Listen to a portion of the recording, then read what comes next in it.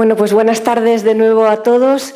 En esta ocasión me alegra poder dirigirme a ustedes con otro tema que ya les avanzaba, que es un tema en el que estoy trabajando de manera particular en estos últimos años y que a mí me parece que es un tema fascinante y muy oportuno para discutir en un contexto como el que nos ha reunido hoy, porque es un tema en el que convergen las dos piezas básicas que hemos venido a lo largo de este día de hoy confluyendo en las diferentes ponencias. Por un lado, el factor tecnológico, la tecnología digital, y por otro lado, la pieza financiera, es decir, lo relativo al acceso a la financiación o el acceso al crédito.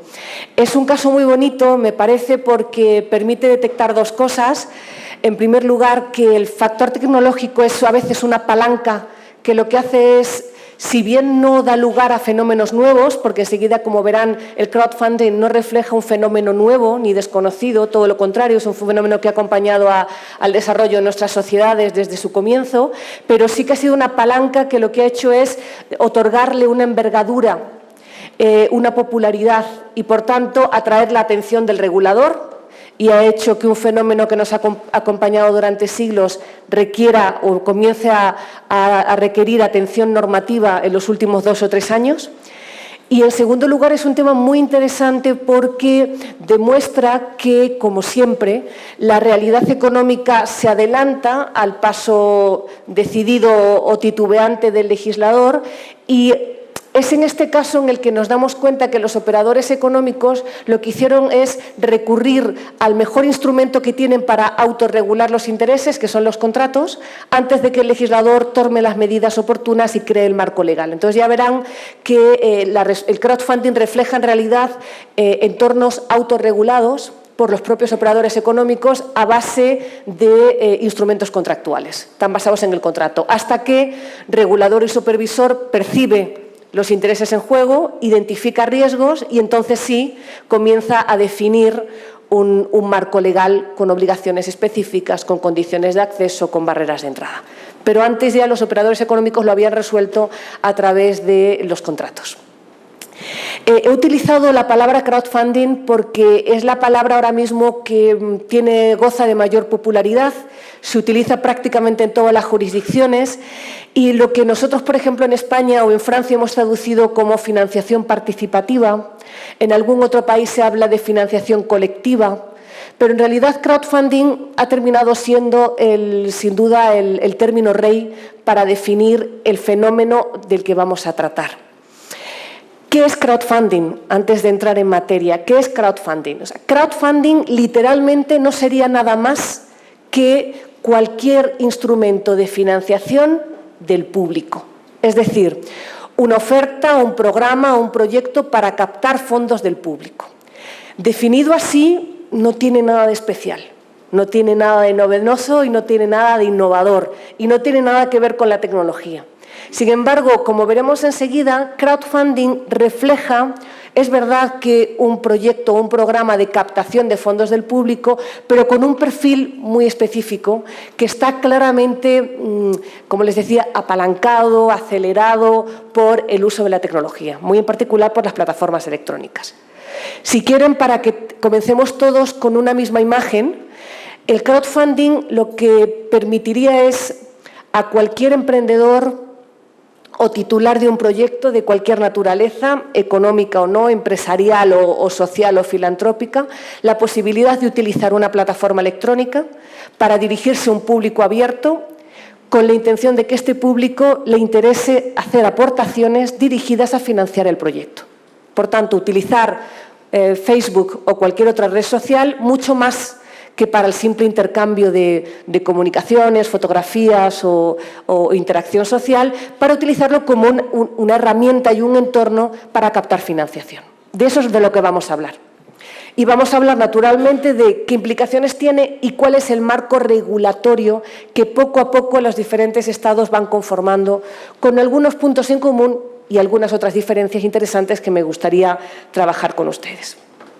Pues bien, como les decía, crowdfunding inicialmente solo querría decir financiación del público, financiación en masa, financiación obtenida captando fondos de un público abierto.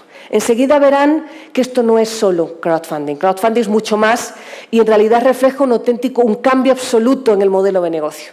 Las empresas que se financian por crowdfunding han hecho un replanteamiento completo de todo el proceso de diseño del producto, trato con clientes y captación de la financiación, que enseguida lo veremos. ¿Por qué hoy? ¿Por qué crowdfunding, que es simplemente dirigirme al público para captar financiación? Cosa que a lo largo de la historia, como les decía, nos han acompañado desde casos conocidos como la Estatua de la Libertad, el caso del techo del Divinity School de Oxford o cualquier campaña filantrópica o social de Cruz Roja está basada en crowdfunding. Tengo un proyecto, me dirijo al público y el público aporta y con eso recaudo fondos. Sin embargo, ¿por qué hoy? ¿Por qué el crowdfunding en los últimos 4 o 5 años ha adquirido un nivel de importancia que, como enseguida veremos, se ha colocado al mismo nivel que las fuentes tradicionales de captación de fondos? Para que se hagan una idea, actualmente hay ya funcionando en el mundo más de 600 plataformas de crowdfunding y se habla de más de 8.000 millones de fondos captados en el año 2014. Cuando analizamos el catálogo de fuentes de financiación que tiene cualquier empresa, capital riesgo, por supuesto entidades bancarias y financieras en general, business angel, una de las piezas ya esenciales es el crowdfunding. ¿Por qué? Porque en estos 4 o 5 años ha pasado de ser algo que nos acompañaba, que estaba latente, pero sin ningún protagonismo empresarial, a convertirse en una de las piezas esenciales de la recuperación económica. A mí me parece que esta popularidad, esta explosión del crowdfunding, de llamada financiación masiva, viene coadyuvada por 3 factores fundamentales. El primero de ellos, desde luego, es un factor económico. Son 4 años de popularidad del crowdfunding porque no cabe duda que ha sido una respuesta inmediata a la situación general de crisis económica. En un panorama en el que se habían retraído el acceso al crédito, se habían cerrado o estrechado la mayoría de las fuentes tradicionales de financiación, lo que hacen los empresarios, los operadores económicos, es buscar una alternativa de financiación. Por tanto, nos encontramos en primer lugar con un motivo económico. Se necesitan fondos. De hecho, todos los estudios apuntan a que uno de los factores esenciales en cualquier plan de negocios es precisamente el acceso al crédito, el acceso a la financiación. Si no hay una vía tradicional como es el banco, que de hecho, como pueden ver aquí, es la financiación externa bancaria la que predomina en el estudio que se hizo en la Unión Europea, prácticamente en todas las empresas de pequeña y mediana dimensión recurren habitualmente al crédito, línea de crédito, financiación bancaria. Si nos encontramos en un momento histórico en el que la retracción de los fondos bancarios es dramática, ¿qué es lo que hace el empresario? Busca una alternativa. Y el crowdfunding se perfila inicialmente como una alternativa a la financiación tradicional. Pero eso no podría haber sido suficiente para entender lo que está pasando hoy. Hay otros 2 factores fundamentales. En este proceso de lo que se llama la línea de financiación de una empresa, si se dan cuenta, cuando nace la compañía en su primera etapa, la llamada, diríamos, etapa inicial o de startup, habitualmente se confía en lo que se llaman las 3 Fs. Family, Friends and Fools. Amigos, familia y algún loco que no sabemos por qué decide confiar en nosotros. En un momento posterior, cuando se empieza a detectar ya una cierta madurez del proyecto y empiezan a limitarse los riesgos y ampliar las expectativas de beneficios, entonces comienzan a aparecer la banca, el capital riesgo y el business angel. ¿Qué estaba pasando en los últimos años? Que se estaba abriendo en esta curva de la financiación empresarial lo que llaman el finance gap. Es decir, se estaba produciendo una especie de corrimiento de tierras, de modo que en la etapa inicial teníamos una financiación muy reducida, las 3 Fs, que no deja de ser limitada en cuantía y en volumen, y a partir de un determinado nivel de madurez contábamos ya con los inversores institucionales. Pero ¿qué está pasando en el medio? Ese finance gap cada vez es más amplio, y ese finance gap es el que ha venido a cubrir el crowdfunding. ¿Por qué? Porque, como enseguida verán, el crowdfunding incorpora un principio bien conocido en los mercados bursátiles, que es el principio de la distribución del riesgo. Lo que hace el crowdfunding es transformar un riesgo concentrado, necesito $1 millón y le pido a un banco o le pido a una entidad de capital riesgo, lo convierte en un riesgo distribuido. Necesito $1 millón y, sin embargo, tengo potencialmente 100.000 aportantes que estarían interesados en darme una cantidad reducida de dinero. Tan reducida que, a pesar de que mi proyecto sea altamente arriesgado, están dispuestos a asumir el riesgo. Este es el cambio de mentalidad que lo que aporta el crowdfunding y lo incorpora, como les digo, en este espacio cada vez más amplio que el Finance Gap estaba dejando entre la etapa inicial de empresa emergente y la empresa madura. Como les decía, este es el factor económico, pero no explica solo el por qué el crowdfunding es hoy una de las alternativas reales y más efectivas de financiación empresarial. El segundo factor es un factor muy interesante que podríamos llamar un factor social.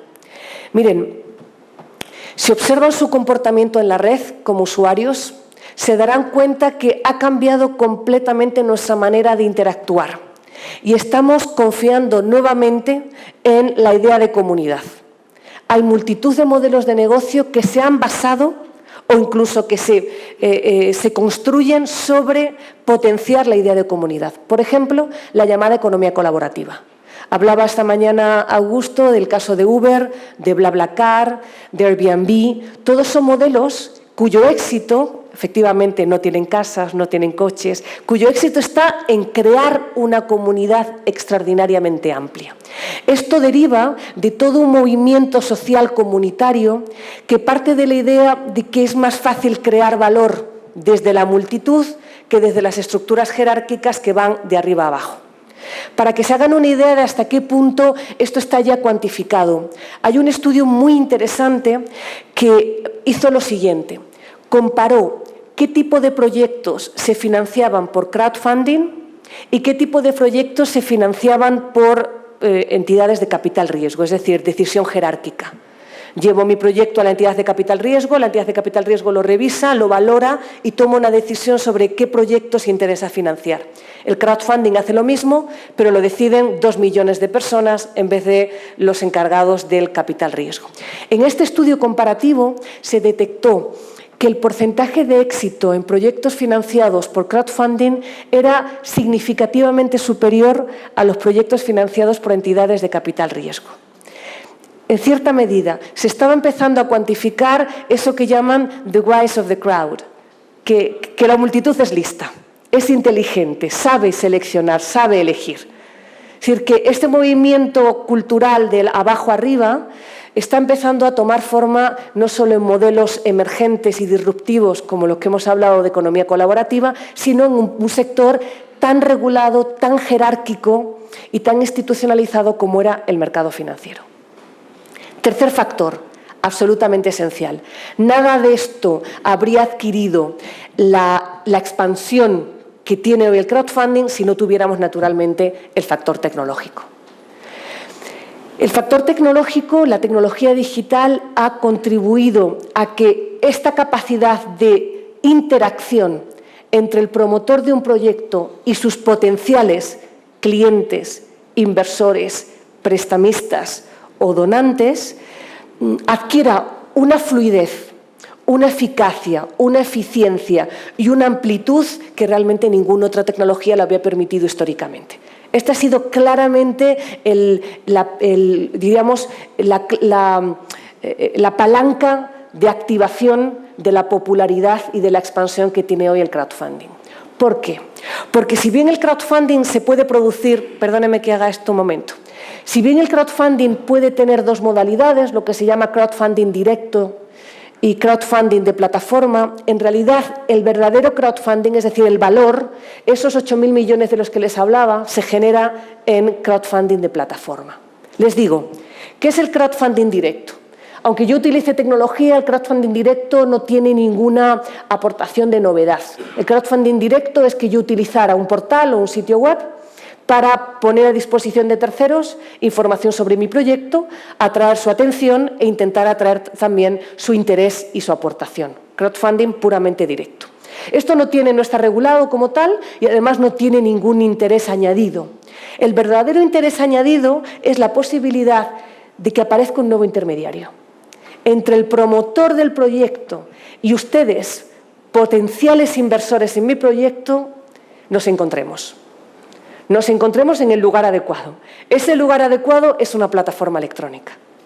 Lo mismo que hace Facebook para permitir que encuentre amigos, lo mismo que hace LinkedIn para permitirme que encuentre el trabajo o el empleo que mejor se ajusta a mi perfil, lo mismo que hace eBay para permitir que el vendedor de un curioso objeto de segunda mano encuentre a ese comprador en otro lugar del mundo interesado en adquirirlo por un precio adecuado, exactamente lo mismo hacen las plataformas de crowdfunding entre el promotor del proyecto y potenciales inversores. Esto, que desde el punto de vista organizativo explica el éxito del crowdfunding, desde el punto de vista supervisor y regulador del mercado, ha generado algo absolutamente desconcertante, que es la aparición de un nuevo operador económico, un nuevo intermediario que por el sector en el que participa claramente es un nuevo intermediario financiero. Se encarga de hacer algo que hasta ahora parece que hacían las entidades de crédito, parece que hacían las entidades de servicios de inversión. Bueno, pues esta irrupción de estos nuevos operadores es lo que ha generado esta precipitación en muchos países por regular, por conferirles un estatus jurídico y además por dotarles de un régimen jurídico que proteja debidamente los intereses de las partes. Enseguida veremos cómo se ha llevado a cabo. Pues bien, les decía al comienzo que crowdfunding no es solo financiación, funding, de la masa, crowd. Es mucho más. Es realmente una nueva forma de hacer negocio. ¿Por qué? Fíjense, si yo utilizo una plataforma de crowdfunding, piensen en una plataforma parecida a eBay o parecida a Facebook o a LinkedIn, que utilizo no solo para captar financiación, sino para hacer test de mercado, para llevar a cabo campañas de marketing, para valorar si el producto o el servicio gusta, para recibir opiniones, para permitir el diseño colaborativo. He creado un nuevo modelo de negocio. Un modelo de negocio que se concibe, se diseña, se desarrolla bajo una idea de colaboración, de participación, en el que se integra a todos los stakeholders. Se integra al usuario, al cliente, al acreedor, al proveedor, a las organizaciones que puedan participar, por ejemplo, ONGs para proteger determinados intereses de terceros. ¿Se dan cuenta? Por tanto, la idea es que el modelo, desde el comienzo, se diseña para estar en una plataforma de crowdfunding.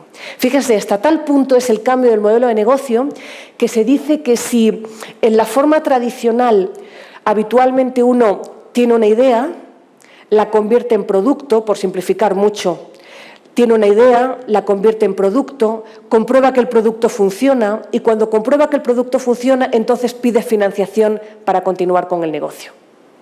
¿Cómo funciona el crowdfunding? Tengo una idea y pido financiación y con esa financiación desarrollo un producto. ¿Se dan cuenta? Hemos dado la vuelta al ciclo y hemos valorado mucho más las ideas de lo que antes implicaba el proceso de captación de financiación, que requería que fueran ideas testadas, comprobadas, materializadas, realizables. Hemos adelantado el proceso de financiación. El crowdfunding, además, no es solo microfinanzas. ¿Por qué les digo esto? Inicialmente es verdad que el crowdfunding nace apegado a todo el movimiento liderado inicialmente por Mohamed Yunus de los llamados microcréditos o de forma más amplia las microfinanzas.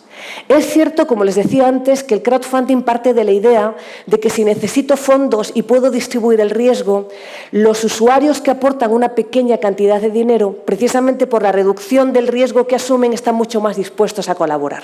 Por tanto, es cierto que el crowdfunding nace fundamentalmente muy apegado, como les digo, a esta idea de lo micro, de lo pequeño, de la escasa cuantía. Sin embargo, lo más interesante es que ha penetrado ya en el mercado de la financiación de tal manera y ha demostrado que ofrece mucho más que simplemente una vía alternativa de financiación, que ha alterado completamente su configuración inicial de simples aportaciones menores. Hasta el punto, fíjense, que lo que antes era una relación entre habitualmente persona física o muy pequeña empresa, con un público de personas físicas, en la mayoría de los casos, nos encontramos con que ya hay plataformas de crowdfunding muy numerosas, en las que nos encontramos a una gran compañía con un gran proyecto, utilizando plataformas de crowdfunding para obtener financiación. Y, por tanto, en el otro lado, no nos encontramos con individuos que aportan cuantías menores porque no quieren asumir el riesgo, sino que te encuentras con los financiadores tradicionales, business angel, capital riesgo e incluso entidades bancarias, que utilizan esta herramienta colaborativa del crowdfunding para seguir haciendo lo que hacían, seguir llevando a cabo su negocio, pero aprovechando esta nueva manera de financiación participativa. Es decir, ya no es voy al banco o voy al crowdfunding, sino que en muchas ocasiones la manera de llegar al banco es ir a través del crowdfunding. Es un cambio absoluto que quizá todavía justifica más el no perder de vista la auténtica revolución que implica el crowdfunding. Es una manera de hacer las cosas diferente en el mercado de la financiación. Como les digo, el crowdfunding de plataforma es el que realmente plantea los problemas jurídicos más interesantes. ¿Por qué? Porque, como les adelantaba antes, implica la aparición de un nuevo operador económico. Tenemos al promotor del proyecto, tenemos al potencial inversor, mejor dicho, a la multitud de potenciales inversores, y tenemos a un intermediario. Un intermediario que inicialmente no es nada diferente a Facebook, a LinkedIn, a Amazon, a Airbnb o a BlaBlaCar. Es un operador tecnológico que lo que hace es crear, gestionar, regular un entorno electrónico, una plataforma electrónica, que tiene una peculiaridad, que sirve para llevar a cabo acuerdos de financiación. Esa naturaleza particular de los acuerdos es lo que ha hecho que ese operador, que inicialmente quiso ser nada más que un operador tecnológico, sin embargo esté invadiendo un terreno que la mayoría de los países considera un terreno supervisado y altamente regulado. Y aquí entonces enseguida empezamos a avanzar las cuestiones jurídicas más delicadas. ¿Es el operador de una plataforma de crowdfunding una entidad financiera? ¿Es un intermediario financiero? ¿Debe ser regulado como tal? ¿Debe sujetarse al estatuto jurídico propio de los intermediarios financieros? ¿Necesitamos un nuevo modelo de estatuto o régimen jurídico para este tipo de intermediarios? ¿O realmente no son nada de eso y siguen siendo puros intermediarios electrónicos? Ese es el planteamiento que poco a poco iremos desgranando a medida que avance, y me permitiré reflejarles cómo las diferentes jurisdicciones que hasta ahora han acometido una normativa reguladora del crowdfunding lo han hecho de diferente manera. Si me permite, les voy a hacer aquí un excursus hablando de economía colaborativa. Detrás de la idea de plataforma electrónica y, por tanto, de qué función cumplen los operadores de las plataformas, hay también otra pregunta muy interesante. ¿Y los participantes en las plataformas? Estos y estos. Fíjense, si nos olvidamos por un momento del crowdfunding y nos centramos en un caso que todos conocen de economía colaborativa como Airbnb, una de las preguntas que se plantea ¿es Airbnb un agente inmobiliario? ¿Y lo son los usuarios que ponen a disposición sus apartamentos para alquilar? ¿Se convierten en hoteles repentinamente? Y si no se convierten en hoteles, ¿son empresarios, son profesionales? Y según lo que respondamos a esto, entonces, el que reserva una habitación en un apartamento en Nueva York para pasar 15 días a través de Airbnb, ¿es un consumidor? Es decir, ¿tiene sentido hablar de relaciones entre consumidores? No. El concepto de consumidor es un concepto relativo. Relativo porque lo que hace es reflejar una posición de desigualdad con respecto a la otra parte, que es la que llamamos empresa, empresario, profesional. Pero si los dos son individuos, entonces no estamos hablando de C2C, consumidor a consumidor, sino peer-to-peer, entre iguales. Y si es entre iguales, entonces no podemos aplicar el derecho de consumo. Se dan cuenta, por tanto, que este razonamiento basado en la estructura de cómo funcionan las cosas tiene implicaciones extraordinarias en nuestra manera de aplicar los conceptos jurídicos tradicionales. El concepto de profesional, el concepto de consumidor, el concepto de intermediario.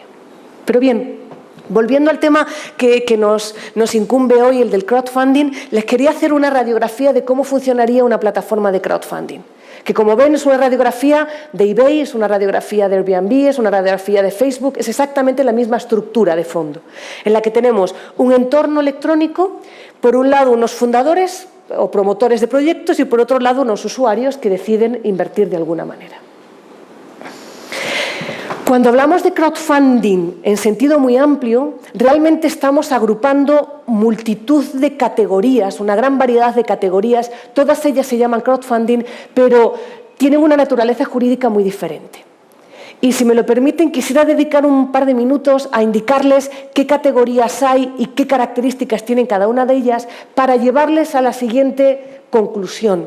De todas estas categorías de crowdfunding que están funcionando en el mercado, tan solo dos, estas dos que enseguida les indicaré cómo funcionan, son objeto o forman parte del ámbito de aplicación de las normas que los diferentes países se han adoptado para regular el crowdfunding. ¿Por qué? ¿Las demás son ilegales? No. ¿Las demás no están reguladas? Lo están. ¿Conforme a qué? Con la normativa general. Enseguida verán cómo funciona. Pero es interesante identificar el por qué el legislador ha visto en estas dos modalidades una serie de intereses que de manera contractual no se resolvían suficientemente bien y decide hacer una intervención regulatoria y de supervisión. La primera modalidad de crowdfunding, que seguro que conocen, es lo que se llama crowdfunding de donación.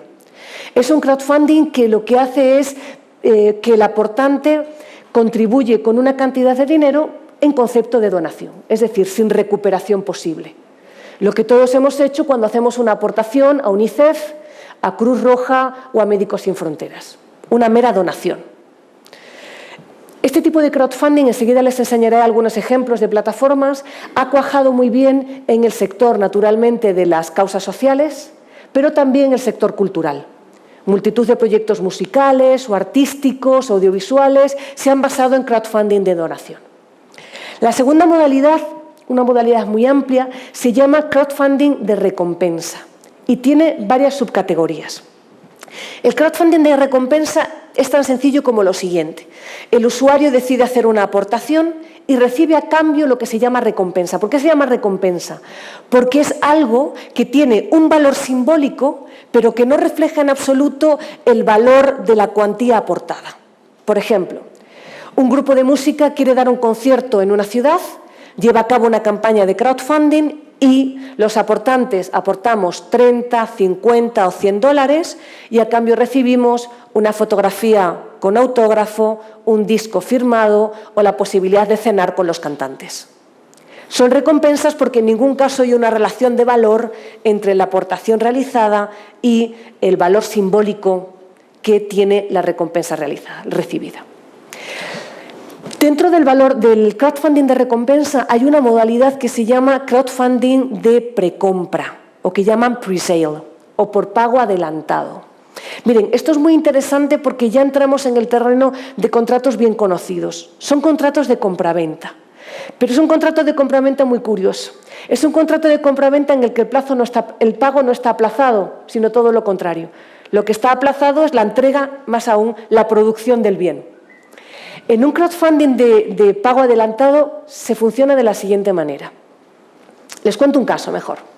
Uno de los casos más famosos de los últimos años, porque fue el primero que consiguió captar $1 millón a través de una plataforma de crowdfunding norteamericana que se llama Kickstarter, es un diseñador, un desarrollador de videojuegos que tiene una saga con dos diferentes partes de un videojuego muy conocido y decidió lanzar la tercera parte del videojuego. Y se dio cuenta que para ello necesitaba aproximadamente 6 meses de trabajo y $200.000. Y se le ocurre la siguiente idea. En vez de pedir donaciones, lo que le voy a decir a mis usuarios es: si usted dentro de 6 meses le gustaría comprar mi videojuego por $30, págueme hoy los $30 y yo dentro de 6 meses le entrego la licencia del videojuego. Eso es un crowdfunding de pago adelantado. Lo que hace es pagar con antelación un producto o un servicio que tengo derecho a recibir en un plazo determinado. Fue muy curioso porque, como les digo, en el plazo de unas horas había superado con mucho los $200.000 que pretendía y consiguió $1 millón de financiación a través de crowdfunding de pago adelantado. Como ven, aquí empiezan ya a aparecer los problemas de conceptos jurídicos que les planteaba antes. Estamos en un contrato de compraventa, es un consumidor, tenemos que aplicar la normativa de protección de consumo porque nos encontramos con un contrato de compraventa con consumidores. Empezamos ya a detectar algunos problemas. Otro crowdfunding que hay muy habitual en el sector artístico, cultural, musical, es lo que se llama el crowdfunding de participación en beneficios. Consiste en lo siguiente: una joven bailarina que quiere tener la oportunidad de que la contraten en el ballet ruso. Tiene que ir a Moscú para hacer un casting y para ello necesita $4.000. Y ofrece lo siguiente en las plataformas de crowdfunding que les voy a enseñar en un par de minutos. Usted aporta una cantidad de dinero, yo voy a hacer el casting gracias a los fondos que ustedes aportan. Si me contratan y empiezo a ganar dinero, yo les ofrezco un 1%, un 2%, un 5%, es decir, un porcentaje de los beneficios que vaya recibiendo en los próximos 10 años. Si no me eligen, el dinero se habrá convertido en un pago de donación a fondo perdido. Ese es un crowdfunding de participación en beneficios. Hasta aquí nos deberíamos mover todo con la teoría general, con las reglas generales. Contrato de compraventa, contrato de donación, reglas generales de contratos. Nos tenemos que manejar con esas normas. ¿Por qué? Porque no hay ninguna regulación que diga crowdfunding de donación, crowdfunding de recompensa. Tenemos que construirlo a través de los mimbres del derecho privado en general.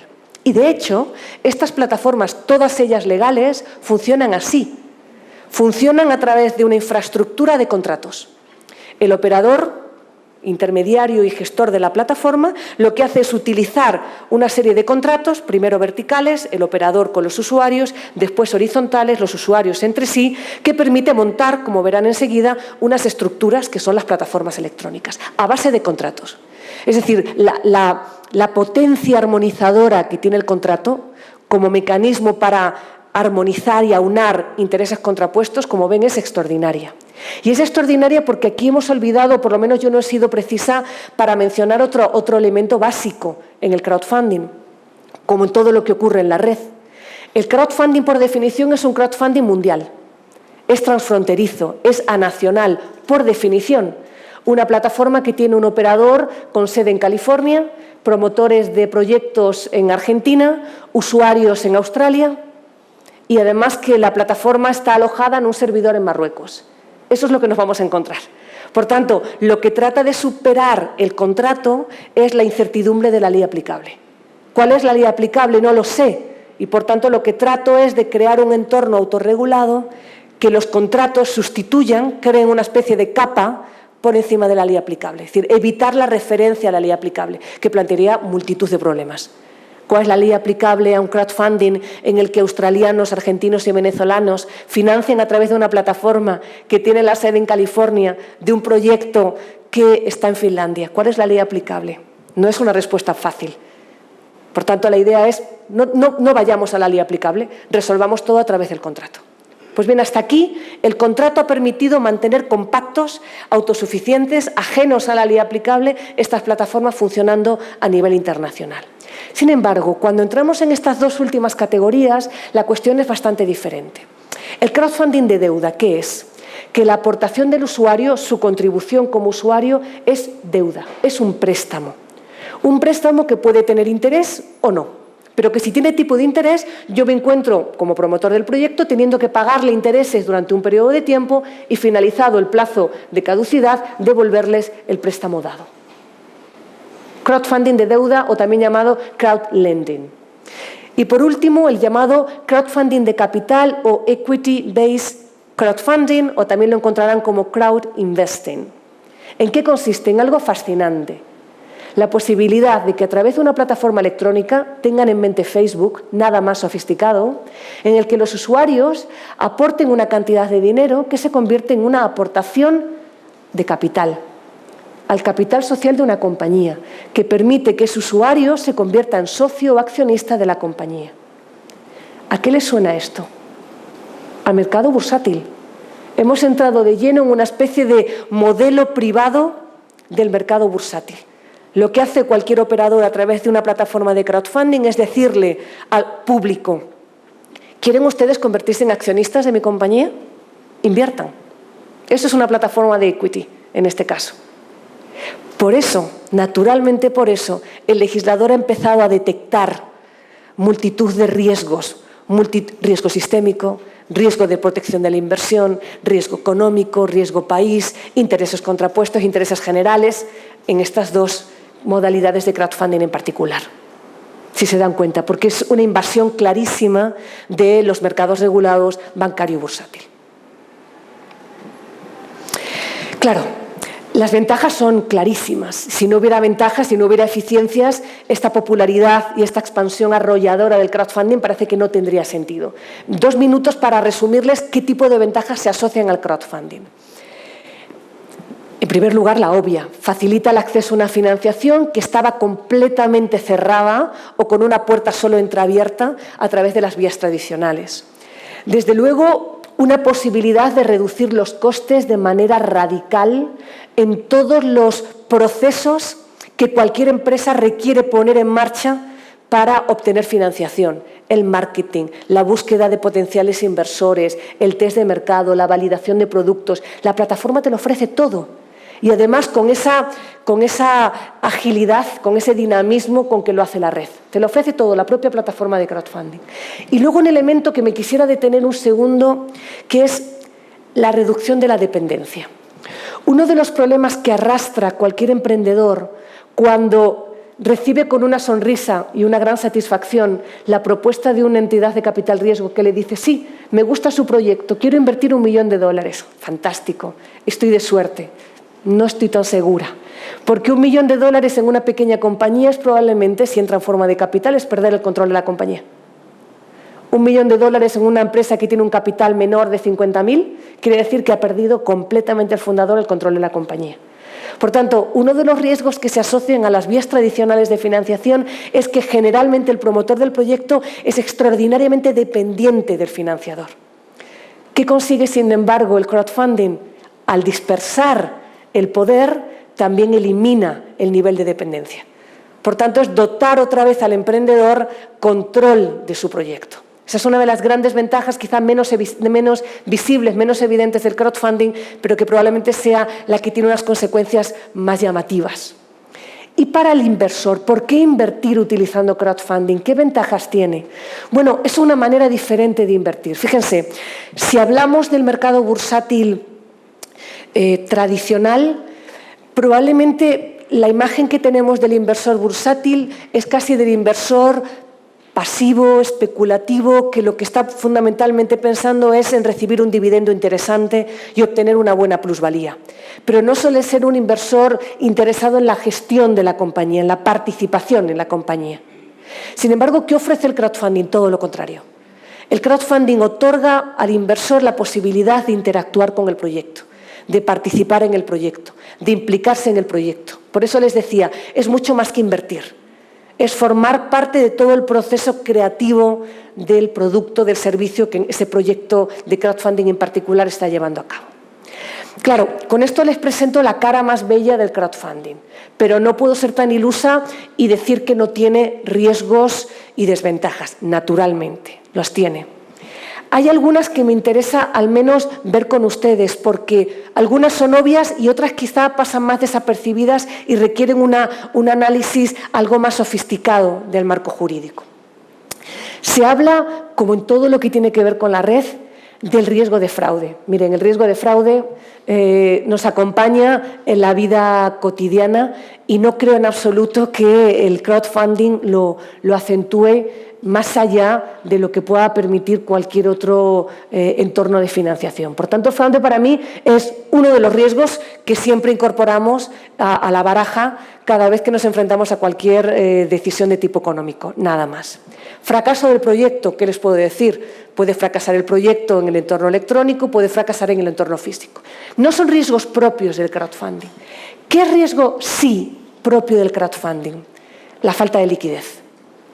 Les decía antes que el crowdfunding de capital es una especie de mercado privado bursátil, ¿verdad? Un pequeño mercado bursátil, sí, pero sin liquidez.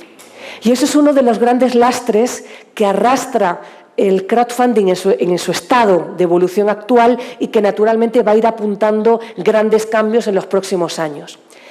¿Por qué no es líquido?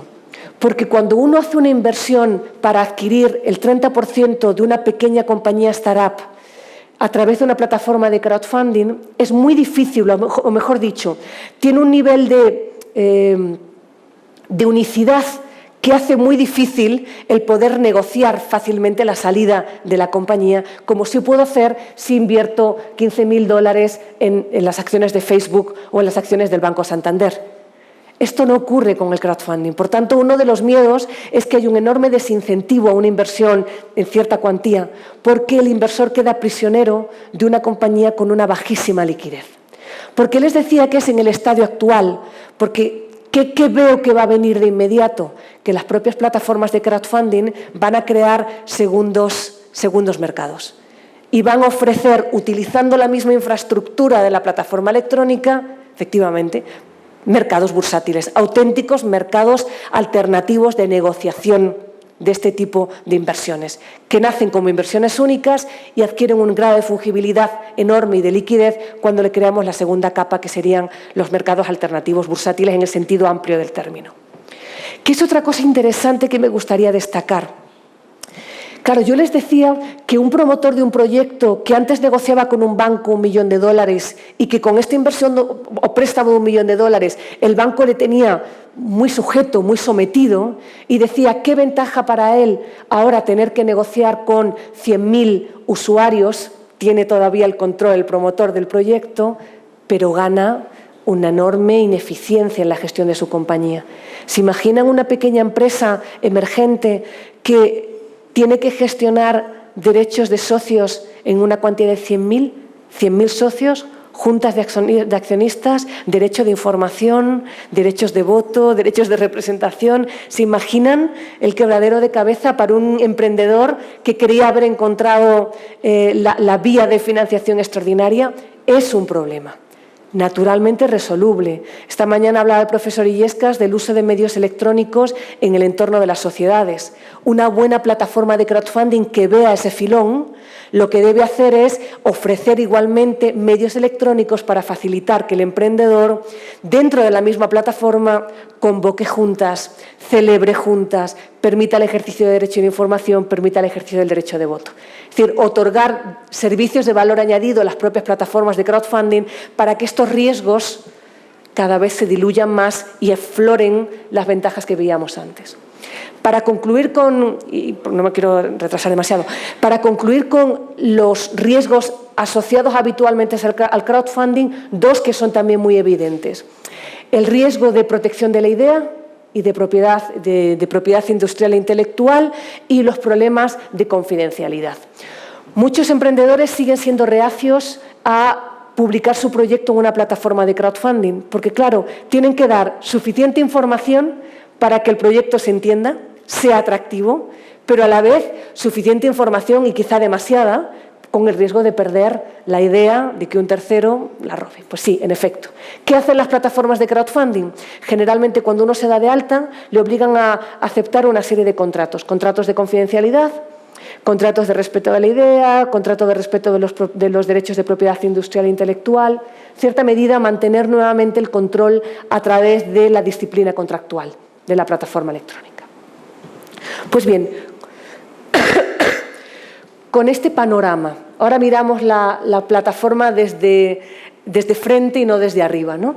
Con este panorama, ¿cómo regulamos las plataformas de crowdfunding? ¿Qué necesitamos regular y cómo se ha hecho hasta ahora? Si esto es una plataforma de crowdfunding, como les digo, o una plataforma de redes sociales, o eBay, o Amazon, lo que quieran ustedes ver, lo primero que tenemos que ser conscientes es que necesitamos un gestor de la plataforma, un operador. Este operador es el que vamos a ver enseguida, que es el que se convierte en nuevo intermediario financiero y, por lo tanto, plantea los problemas que les contaba anteriormente. Por otro lado, tenemos los promotores o aportantes, es decir, promotores de proyecto y contribuyentes como usuarios o inversores a los proyectos. Una plataforma funciona desde el momento en el que se entabla una relación contractual entre el usuario y el operador. Cuando uno dice, me abro una cuenta en Facebook, me doy de alta en la plataforma, me hago un perfil en Twitter, este proceso que describimos así, en realidad es concluyo un contrato con el operador de la plataforma. Este contrato es el que va a determinar cuáles son las obligaciones y derechos de las partes. Y lo que les decía antes, este contrato es el que permite que aquellas plataformas de crowdfunding que no son de deuda y de capital funcionen y estén operativas en el mercado a través de una regulación puramente contractual. Nada más. Lo resuelven todo a través de este contrato. Para que luego las partes, promotor y usuario, entablen los contratos que corresponda. Contrato de donación, contrato de aportación de capital social, contrato de préstamo, lo que corresponda. ¿Se dan cuenta? Por tanto, lo que hemos hecho es crear una especie de mini sistema jurídico en el que la relación contractual es la que va resolviendo todos los problemas de regulación, de supervisión, de resolución de conflictos. Permítanme que les enseñe 4 o 5 ejemplos de plataformas de crowdfunding y con esto concluyo mostrándoles cuáles son los 2 grandes modelos de regulación que actualmente poco a poco se han ido perfilando en las diferentes jurisdicciones que han acometido, como les decía, la regulación. Miren, este es un caso de una plataforma generalista estadounidense que se llama Kickstarter y para que vean ustedes, una campaña de crowdfunding consiste en esto que ven aquí. Nada más, una pildorita, una dosis menor para transmitir el proyecto, qué necesito, por cuánto tiempo, cómo va a aportar y qué compromisos tengo con usted. Esto que ven aquí. Por ejemplo, esto que ven aquí. Esto es una campaña de crowdfunding. En este caso es un caso de crowdfunding de donación y como ven lo único que dice es esta joven, Celeste Lang, le gustaría tener la oportunidad de cantar en el Carnegie Hall de Nueva York. Y para ello necesita una cantidad de dinero, $1.500. Se abre una campaña, que ven esta línea de tiempo, se abre una campaña de financiación, los usuarios empiezan a hacer aportaciones y en este momento en el que obtuve el pantallazo tenía el 413% de lo que ella necesitaba y quedaban 21 horas para concluir la financiación. Este es un ejemplo así como se ve una plataforma de crowdfunding, o así. Eso es una plataforma española, se llama Goteo y es para proyectos sociales.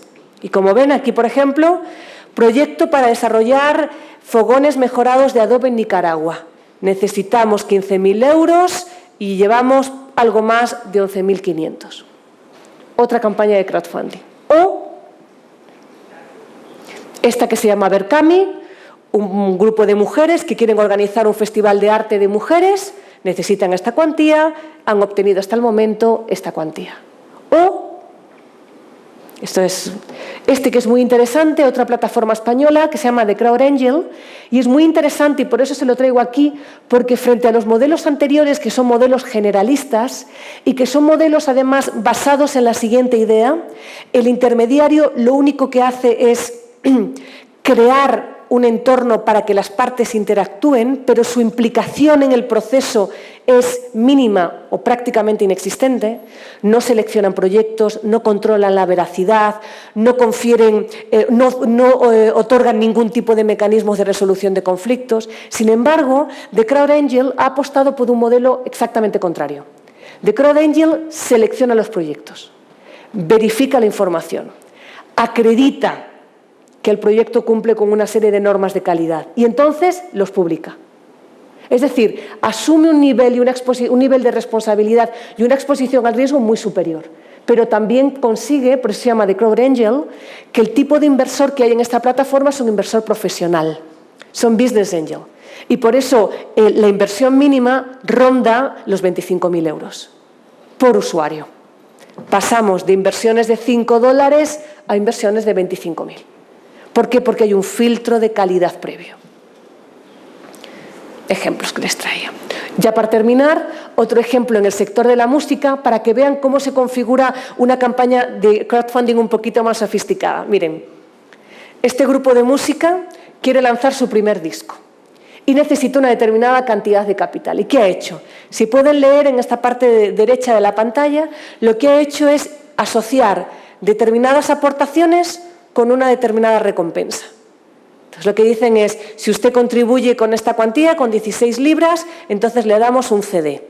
Si contribuye con 33, le damos un LP firmado. No continúa, pero es mucho más larga y a medida que va incrementándose la aportación, cuando supera los $1.000 se considera, las 1.000 libras se considera un préstamo con un 2% de tipo de interés y cuando supera los 5.000 se considera aportación de capital y por tanto entras a formar parte como socio de la compañía que han creado el LP, que han creado este grupo de música. Por tanto, como ven, en la práctica, esta distinción que les hacía al principio de crowdfunding, de donación, de deuda, de capital, de recompensa, no necesariamente tiene que ser independiente, sino que puedes crear una campaña de crowdfunding combinando todas estas posibilidades. Bien, ¿cómo regular esto? Hay dos grandes modelos. El primer modelo lo que trata de hacer es tratar de entender en cada uno de los casos, y esto es una cosa interesante porque como depende de cómo se configure contractualmente la plataforma, cada plataforma responde a un modelo de negocio diferente. Por tanto, hay que analizar cada una de las plataformas para entender cómo funciona, qué grado de implicación tiene el intermediario, si realmente el intermediario toma los fondos, los custodia y luego los aporta al proyecto. Por tanto, en función de las características de cada modelo de negocio, lo que hace el primer modelo de regulación es tratemos de entender cómo funciona esta plataforma y tratemos de subsumirla en los conceptos legales o regulatorios existentes. Es decir, si por ejemplo la plataforma recibe los fondos de los usuarios, los custodia y luego los aporta al proyecto, quizás sea entonces un servicio de pago, o quizás sea una entidad de crédito, o quizás sea un intermediario financiero. En función de cómo actúe, lo que hace es subsumirlo en categorías regulatorias ya conocidas y, por tanto, les obliga a respetar la normativa que en cada caso se aplique a la categoría en la que se subsume. Es decir, es una idea de no regular. Esto no es nuevo. Esto tiene que encajar. Y si no encaja, seguramente es porque tiene un punto de ilegalidad o de alegalidad. El segundo modelo, sin embargo, es percibir que, en definitiva, el crowdfunding tiene un perfil propio. Sí, entra en el entorno financiero, actúa como si fuera un intermediario financiero, pero tiene una serie de características que no conviene obligarles a asumir las categorías ya establecidas, porque no están pensando para este tipo de entorno. Por tanto, si nosotros le obligamos, imagínense, a un operador de una plataforma de crowdfunding a cumplir con la normativa de una entidad financiera, es prácticamente imposible. Ahogamos el fenómeno, ahogamos el sector. No está pensado para esto. Entonces, la idea es crear características o categorías nuevas y regímenes nuevos para este tipo de operadores. Y con esto simplemente les doy un reflejo de cuatro de las normas pioneras en el tiempo de crowdfunding para que vean, por ejemplo, la diferencia en el tratamiento terminológico. La primera en el tiempo, curiosamente, ha sido Italia y utilizan, como ven, esta terminología simplemente portali per la raccolta di capitale, nada más. Portal para la captación de capitales, del año 2012. La segunda, bien conocida y famosa, la Jobs Act de los Estados Unidos, que habla de funding platform, exclusivamente. El caso de Francia, entre otros, que ha utilizado un término como también en España, financement participatif, financiación participativa, y el caso de España, muy reciente, del año 2015, que, como les decía, hemos utilizado también este término de plataforma de financiación participativa. ¿Qué tienen en común o en qué se diferencian estas y otras normas que no he podido traer aquí únicamente por motivos de tiempo? ¿Qué tipo de cosas regulan y qué hay que regular, por tanto?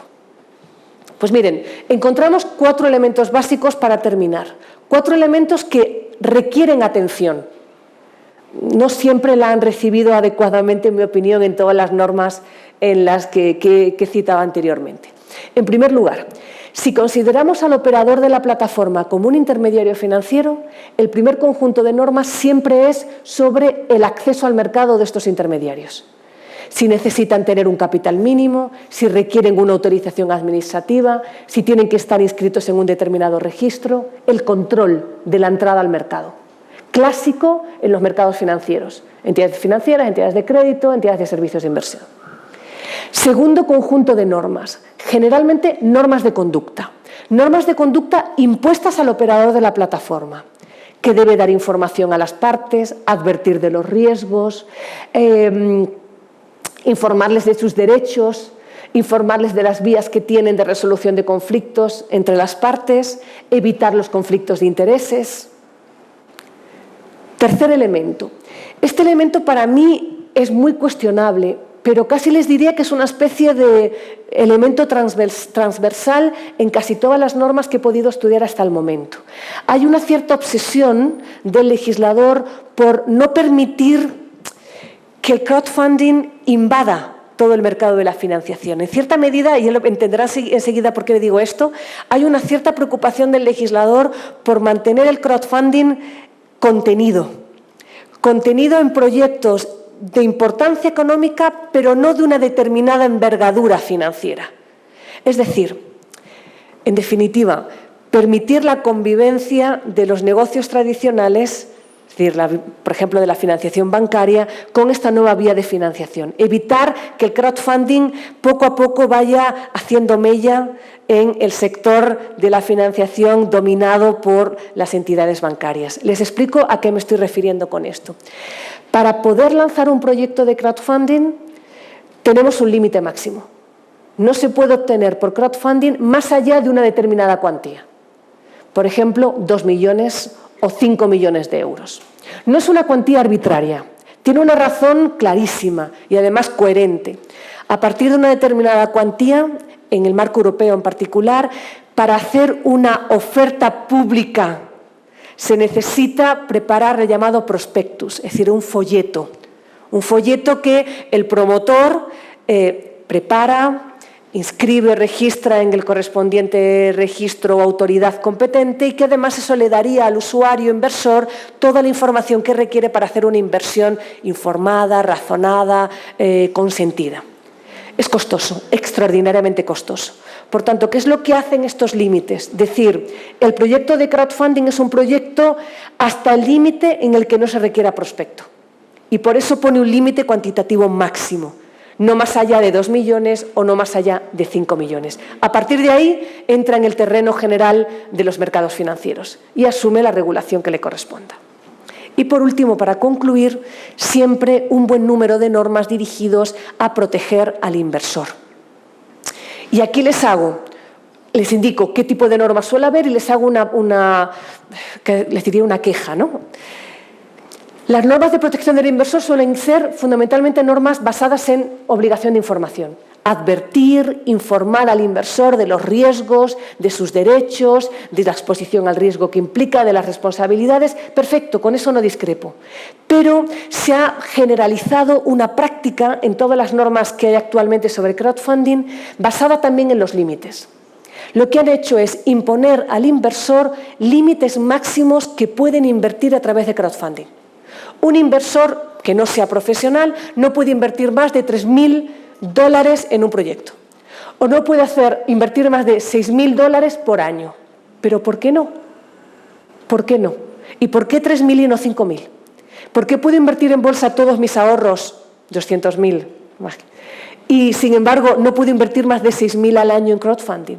¿Por qué esa desconfianza hacia el crowdfunding? Bueno, fue muy criticado esta norma, a pesar, como les digo, de que prácticamente es común a todas las legislaciones, porque se decía si no había detrás una presión del lobby bancario que quería seguir manteniendo controlado el crowdfunding para asegurarse de que la inversión potente seguía canalizándose a través de las entidades financieras. En cualquier caso, es una forma de proteger al inversor, para mi gusto, quizá objetiva y eficiente, pero desde luego muy tosca desde el punto de vista de técnica legislativa y tiene un toque también de paternalismo que me desagrada, que me incomoda, ¿no? Es, usted en crowdfunding no puede decidir invertir porque no es libre para hacerlo, hágalo en bolsa si decide perder los ahorros, pero en crowdfunding le decimos que solo pueden ser 3.000 o 6.000 o 8.000. Cada uno, el legislador ha decidido un límite tan arbitrario como cualquier otro. Pues bien, el crowdfunding es no solo una nueva forma de obtener financiación del público, sino un cambio, una revolución auténtica del mercado de la financiación, que refleja una nueva manera de hacer negocios basándose en todos esos elementos que hablábamos de tipo comunitario, de abajo arriba. La participación, la colaboración, el trabajo conjunto, que está permeando en todos estos nuevos modelos de negocio que de manera general se llama economía colaborativa. Si Costa Rica se planteara la necesidad de llevar a cabo una regulación, hay dos grandes modelos, como les decía: mantener las estructuras actuales y tratar de subsumir este nuevo fenómeno en los conceptos existentes, o crear modelos nuevos adaptados a las peculiaridades de este entorno electrónico y basándose entonces en estas 4 piezas fundamentales: cómo proteger al inversor, cómo controlar la veracidad de la información de los proyectos y cómo controlar las funciones que cumplen los operadores de las plataformas que parecen actuar como auténticos intermediarios financieros. Muchas gracias.